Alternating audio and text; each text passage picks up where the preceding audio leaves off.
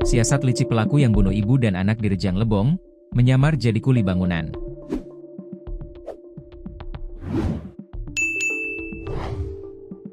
Gunawan, 44, pembunuh ibu dan anak di Rejang Lebong, Bengkulu sempat menyamar jadi kuli bangunan di Karawang, Jawa Barat.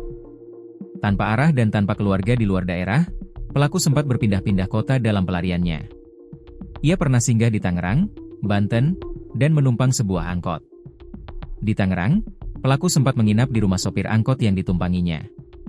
Namun setelah pelaku mengaku telah membunuh istri dan anak tirinya, sang sopir langsung mengusirnya karena takut. Gunawan lalu melanjutkan pelariannya hingga tiba di sebuah pesantren di Cikangkung Timur, Rengas Dengklok Utara, Karawang, Jawa Barat.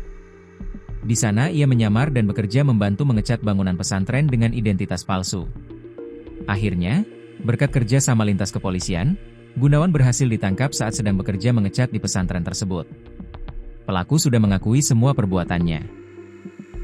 Dia melarikan diri tanpa arah, hanya ingin lolos dari kejaran polisi, kata Kapolres, didampingi Kasat Reskrim Ibtu Reno Wijaya. Penangkapan ini menandai akhir dari pelarian pelaku yang berlangsung lebih dari sepekan sejak kejadian. Ia ditangkap di Karawang Provinsi Jawa Barat, Jabar, Rabu, 7 Mei 2025, pagi. Bahkan saat di Karawang, Gunawan memalsukan identitasnya untuk menghindari polisi atas pembunuhan ibu dan anak di Bengkulu.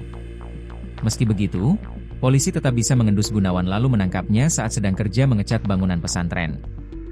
Akhirnya Gunawan dibawa kembali ke Bengkulu untuk menjalani proses hukum atas pembunuhan ibu dan anak. Ternyata korban adalah istri siri dan anak tiri Gunawan. Penangkapan Gunawan mengungkap detik-detik pembunuhan ibu dan anak di sebuah rumah kontrakan, Kelurahan Kesambe Baru, Kecamatan Curug Timur, Rejang Lebong, Bengkulu.